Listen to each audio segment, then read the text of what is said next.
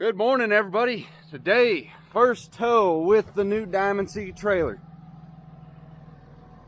We're gonna load her down good today, guys, but before we start, hit the subscribe button. My analytics say about 60% of you guys that are viewing my videos are still not subbed. So if you guys sub to the channel, it's really gonna bump me up and I'd really appreciate it. But anyway, 2021 Diamond C 22-foot trailer, bumper pole. It is 20,000 pound rated trailer. Bumper pole. I got a 30K ball on there, flatbed. It's got a little bit more gusseting underneath on that flatbed than your stock pickup does. So we're gonna load the 12, some attachments, and the big reason why I went bumper pole is so I do not lose my bed space. So I'll make a complete other video on why exactly I spec'd out this trailer the way it is. But right now, let's go haul some machines and see how this thing feels on the road behind the 5500.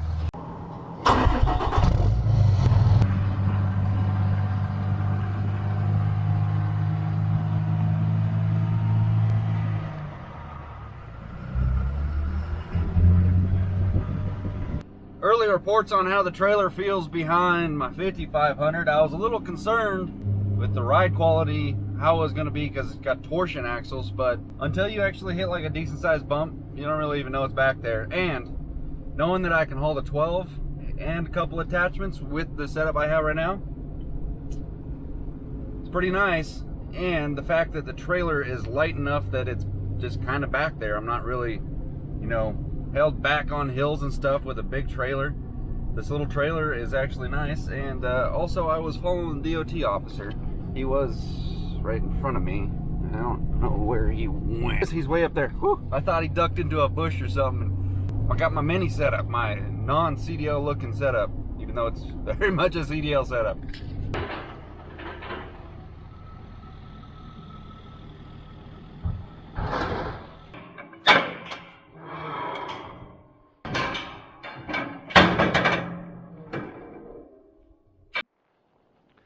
All right, it's finally time to put the 12 on there. I think for space limitations, I'm gonna be limited to only putting the brush rake on the front of the trailer, and I'm gonna put the shear in the bed of the truck. That is 100% why I wanted to get rid of gooseneck for the smaller option, is because I can still put something in my truck.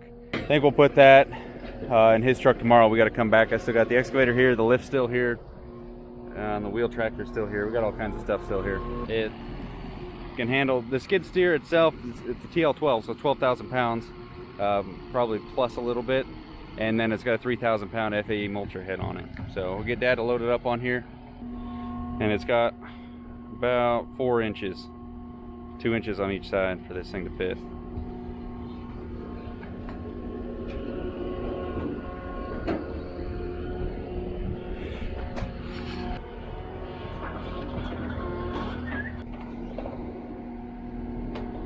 Straight, there you go.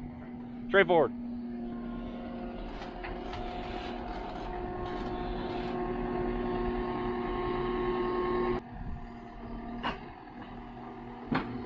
Truck didn't move at all. Felt good, right?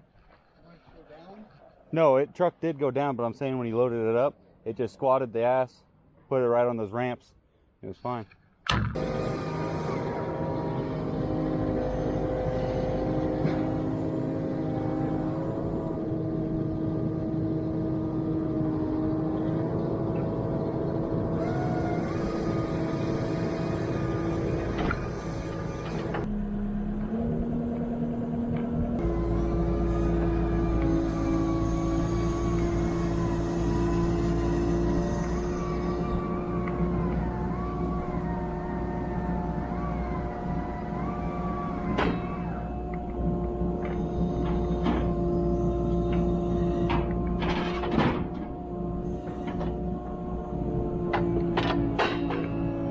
You guys see that technique on that last one? Slid her right in home. Oh man. We'll get her tied down. One didn't fit, so he's gonna put that one in his truck. Weighs 1,100. I told you the weight on that. This guy, back of the truck, I'm not really worried about it. Damn thing don't even say. I'm gonna say that this thing's gotta weigh 1,700 maybe, somewhere in there. Not this right here. people were, why didn't you get a tilt deck? Why didn't you get, I wanted regular ramps. I'll make a full video on why I did on every, detail of this thing. But these ramps, people are like, it's gonna hit and you're gonna have difficult getting it up. That might actually happen. I don't doubt that. But park in a spot where it's not going to.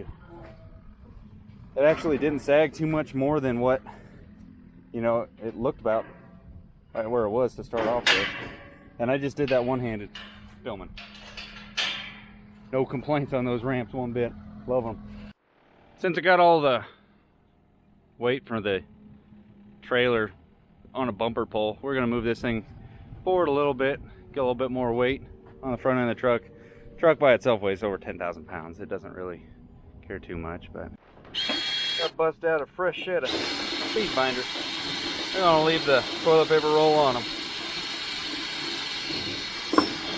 What do you think?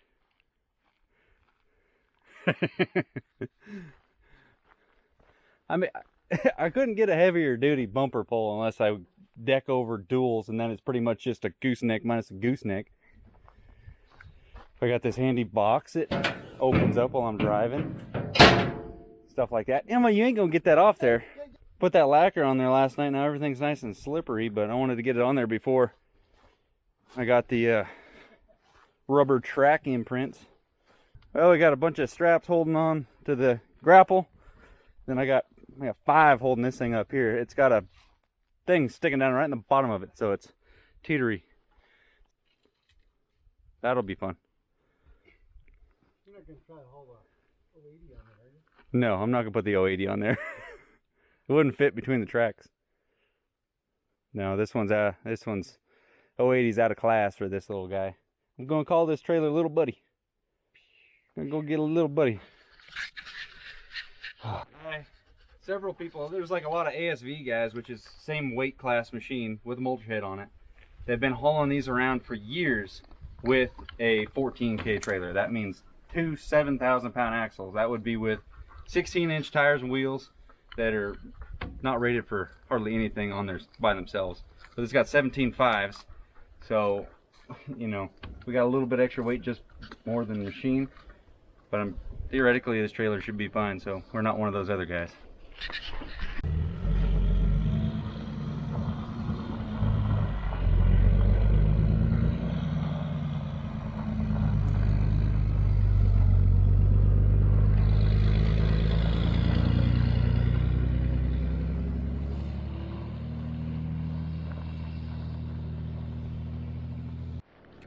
Well, gotta have a Mountain Dew for the maiden voyage. Knock on wood.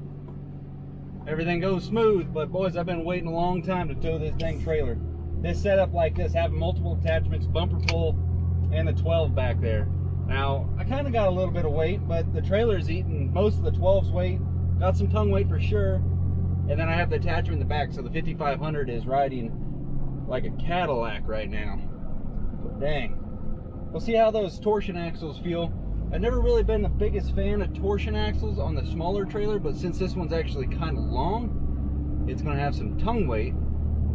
So hopefully it doesn't feel like what, well, it's not even my dad, or it's my dad's trailer, but I've been using it for the last like 10 years. His yellow one, you guys seen it before.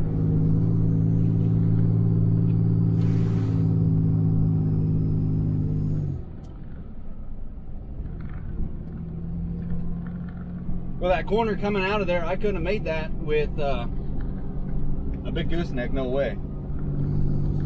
So I was able to load in a spot where I couldn't before. Turn around with these. It's a big bumper pull, but it doesn't act like it. Look at it back there.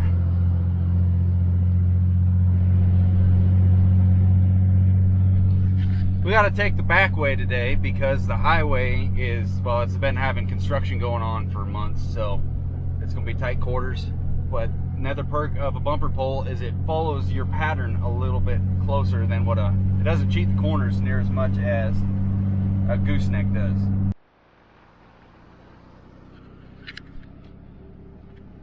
Well, so far so good, nothing to report. This thing's feeling about everything I hoped out of it. I think the brakes need to be, I guess maybe broken in a little bit. It just got electric drums on there. And they're not quite what I was hoping for, but we'll see if they get better after a little while of self-adjusting. Wanted to talk a little bit before I forgot. You know, you're like, oh, that's a lot of weight for a bumper pull, and you're going overweight on it. The way I figured, if the trailer is rated for 20,000 pounds, and I can put, you know, the weight of the trailer on the truck as in tongue weight. So if I put 4,000 pounds worth of tongue weight on the truck, I've taken away the weight of the trailer itself. So the 20K rating, I can still put, I don't want to put full 20,000 pounds on there. I think I might have 16 and a half, 17,000 on there. It feels fine. So that's how I justify that. A lot of people, that's how they go about it. And just get the tongue weight up to the weight of the trailer itself empty, you know, and then go ahead and load your machine on. Alright, for everybody that's giving me crap about never pulling over for people. What the hell, there's two of them. I let a Ford by. Alright. Let's check her out. Mainly I'm kind of worried about this thing because it just, stuff is so awkward when they put a ball on the bottom of it. Tight, tight, tight. Cold, cold. You're doing good. Guess we better check that. Make sure my North Star flatbed isn't dying, because that is that's what the hitch is.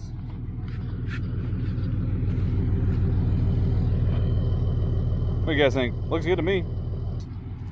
Now, hauling my dump trailer around. That dump trailers weigh a lot because they're just how they are, box and everything. So that thing weighs little, it's just like right at 5 or a little above. It's ridiculous for a little 14-foot dump trailer. It's poor design, it's too many frameworks. But I've had 12,000 pounds in that because the guy at the gravel yard overloaded me. Well, I mean, with tongue weight and stuff, you could probably make a case saying that you're in reason. But that puts it right at 17,000 pounds. And, you know. Oh, there's Haas. Come on, Haas. See if El Chapo pops up. El Chapo! So that hitch has been there many, many times before. I've actually been hauling bumper pull for the last week and a half. Dump trailer load after dump trailer load off this job. If you guys haven't seen that video yet, it's been brutal. A lot of dump trailer loads. She's good though. Sick! Comment below if this ever happens to you guys. There's a gap in traffic. You're like, oh, I could pull out there in front of that person. You got plenty of time. And that person happens to be the one person that's in Fast and the Furious. But you've already committed, so your bumper's out there. You might as well just keep shooting out there. Made it home, guys, but you don't know this. Every time I come home and try to film a video, the sun is just beaming me right in the side of the head every time I'm trying to film. But everything's home safe and sound. It's a different experience towing.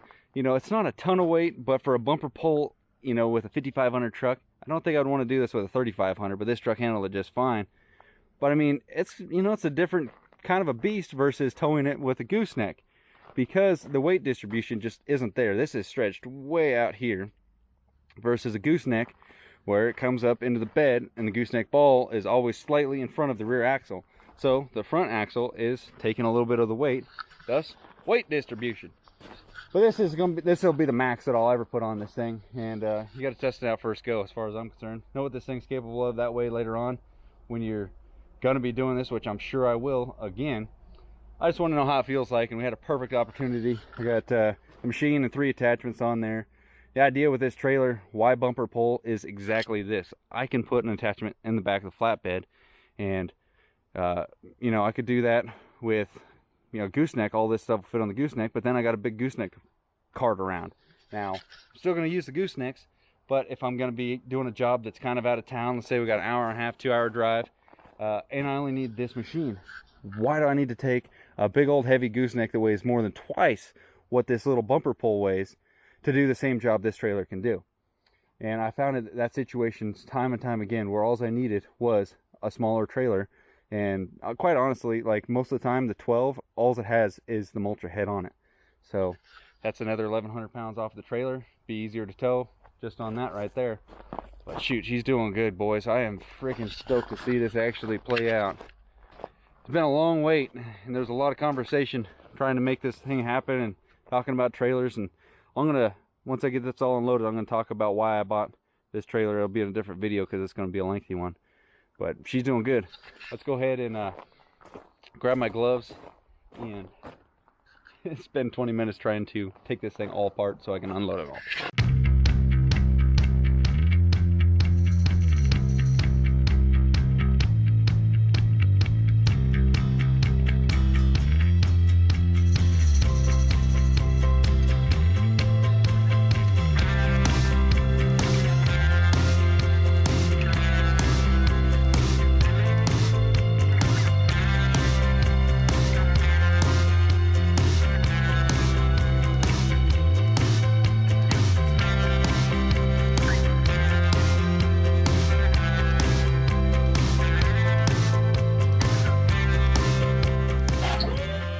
Just like that, we're unloaded, and just like this, we are unhooked from the truck.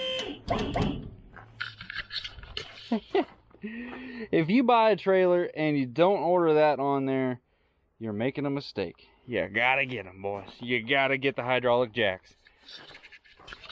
I'm gonna end this video here, guys. Stick tuned for next time. I'm going to be doing the full in-depth why I bought this one. This video was just merely just first trip out, how she did.